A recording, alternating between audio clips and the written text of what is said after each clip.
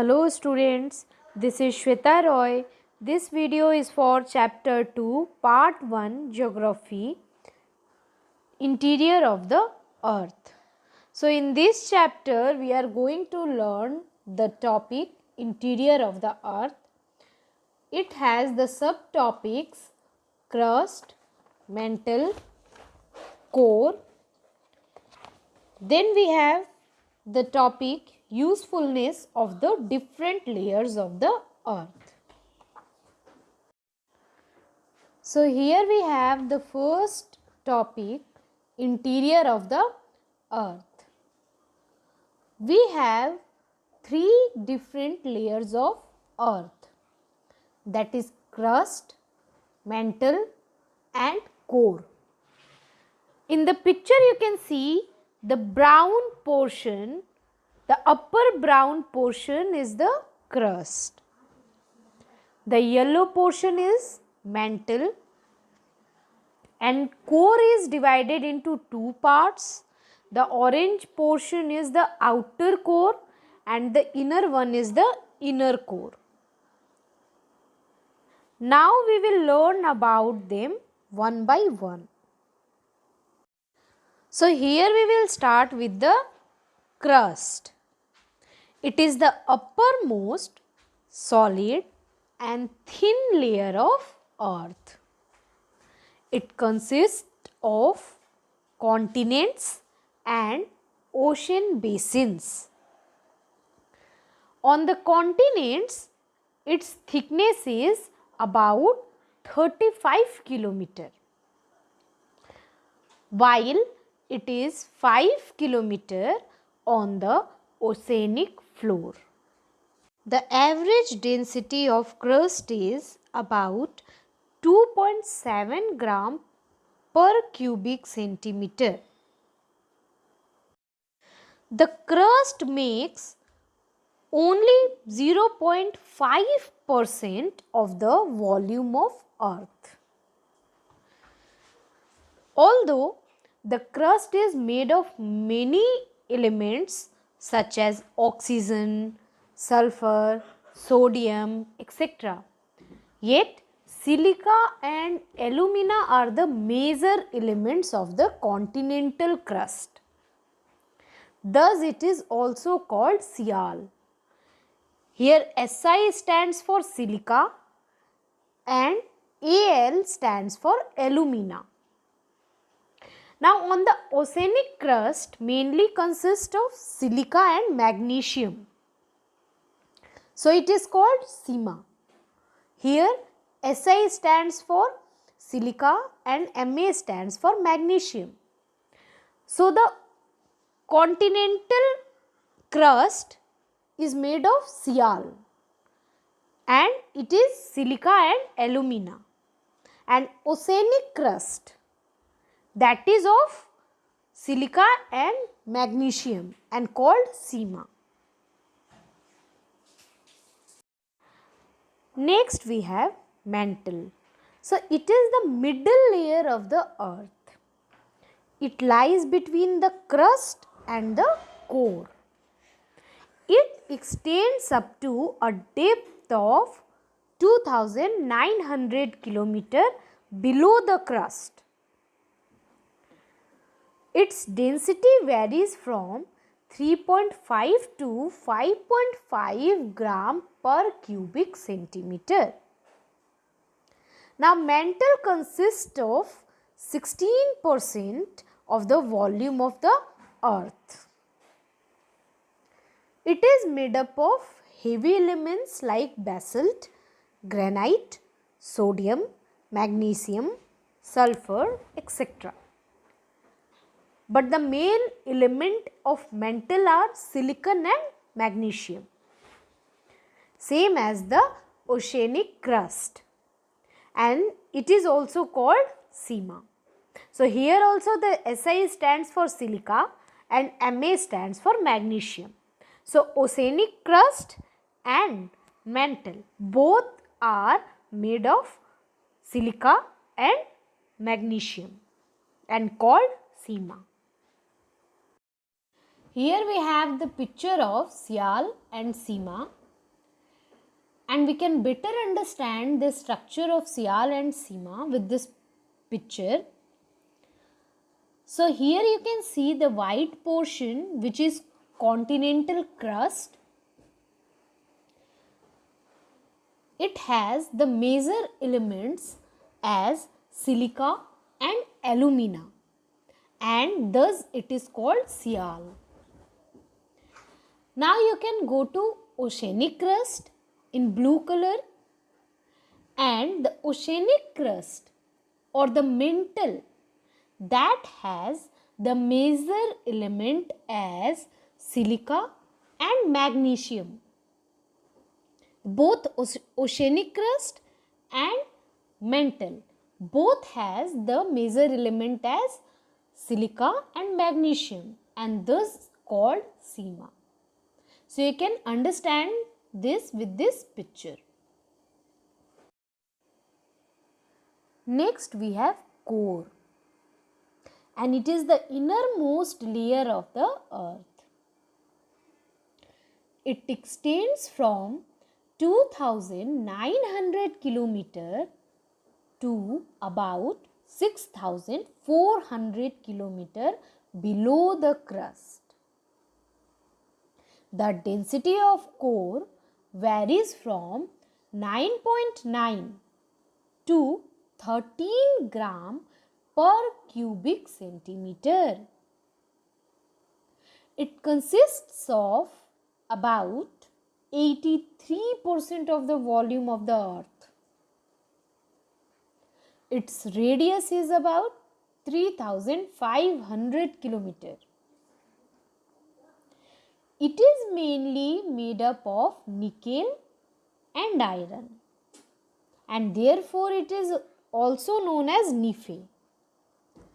Here Ni stands for nickel and Fe stands for ferrous, and ferrous means iron. So Nife is nickel and ferrous, which is iron. Now this layer has very high temperature and pressure. Also this layer is divided into two parts, outer core and inner core. Here you can see the picture of Earth's layer. So the uppermost thin layer is the crust, and its thickness is 35 km on the continental crust. But if we talk about the oceanic crust, it is only 5 km. Now after that we have mantle.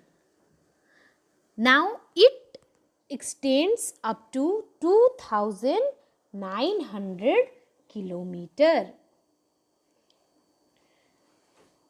After that we have core, outer core and inner core.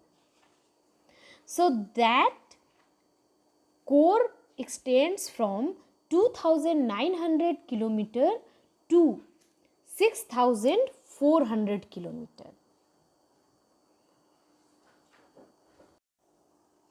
So you can see the upper part is crust, then the yellow portion is the mantle, the grey and white portion is the core. Here we'll go little deeper in our topic.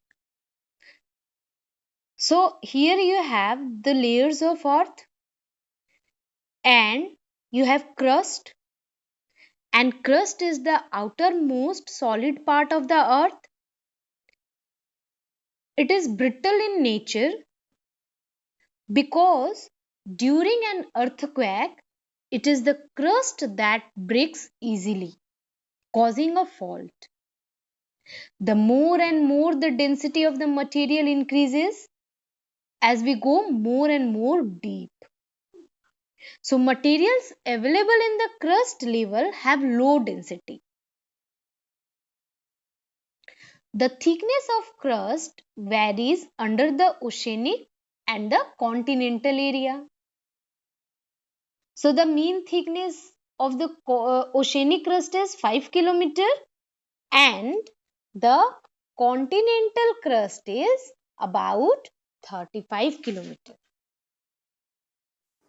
Next, you can see in the picture we have mantle.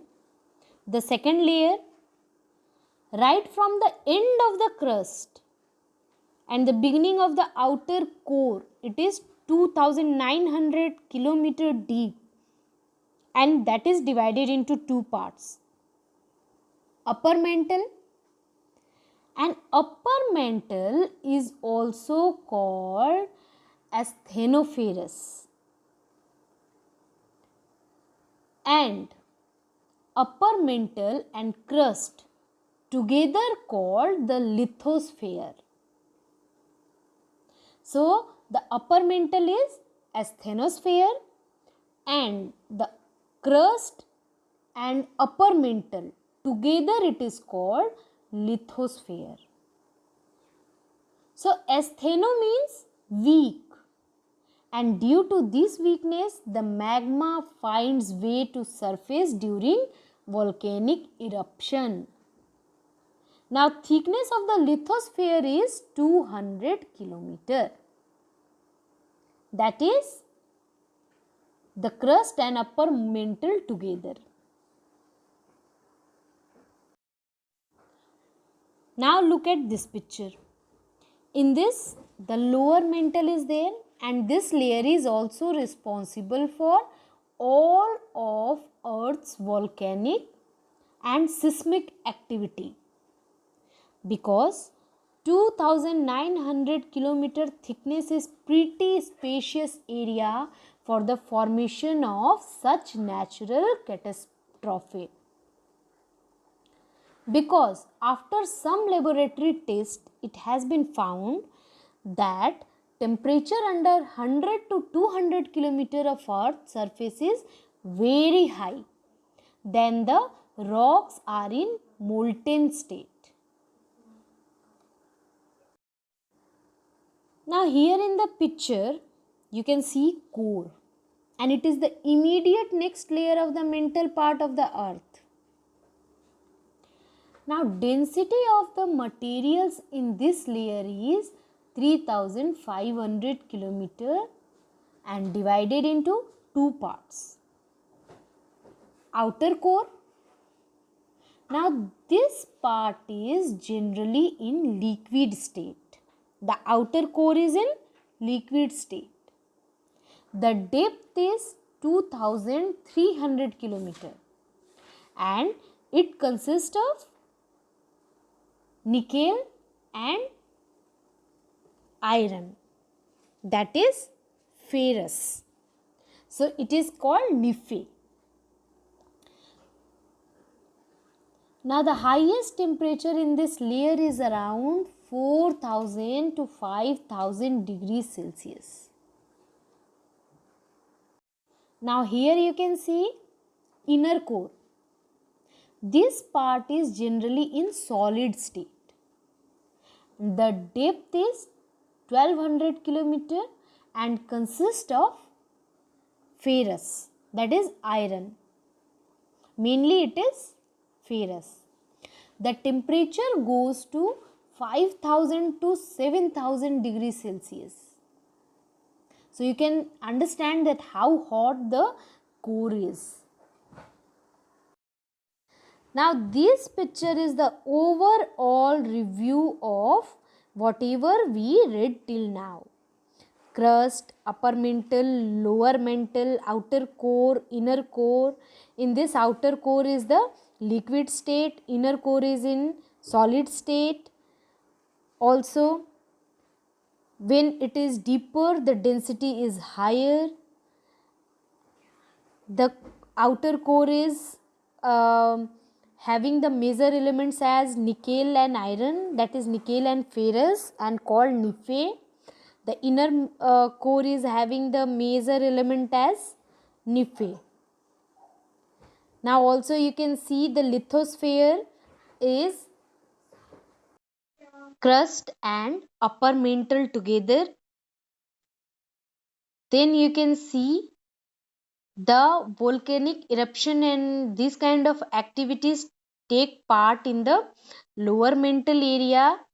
That means mantle area which that is having the more density,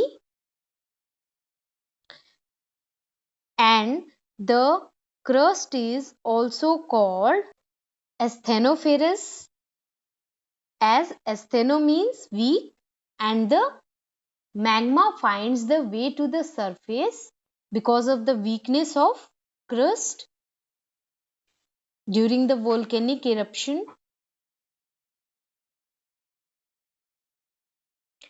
Here we have our next topic, usefulness of the different layers of earth. We all live on the earth's crust. We can't imagine our homeland without it. It is the home of various continents, islands, forests, animals, etc. They produce seismic waves that are helpful in the study of Earth's interior. The Earth's interior is also considered as a magma generated zone.